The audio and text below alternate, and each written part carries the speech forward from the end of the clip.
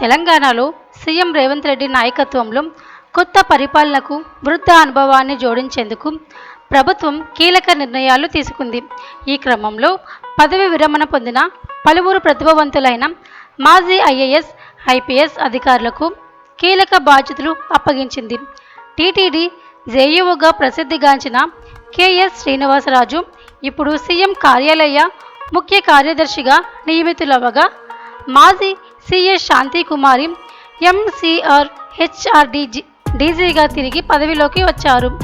ఢిల్లీ తెలంగాణ భవన్కు శశాంక్ గోయల్, భద్రతా విభాగానికి కమలాసన్ రెడ్డి, అలాగే సీఎంఓ కార్యదర్శిగా షానవాజ్ కాంషీలు బాధ్యతలు చేపట్టడం ఈ కొత్త పరిపాలనలో అనుభవానికి ప్రాధాన్యమిచ్చిన మరో ఉదాహరణగా నిలిచింది. ప్రభుత్వ పరిపాలనలో స్థిరత్వం, నిపుణత్వం కోసం చేస్తున్న ఈ వ్యూహాత్మక నియామకాలు రాష్ట్ర అభివృద్ధికి బలమైన పునాది వేస్తాయని నిపుణులు విశ్లేషిస్తున్నారు.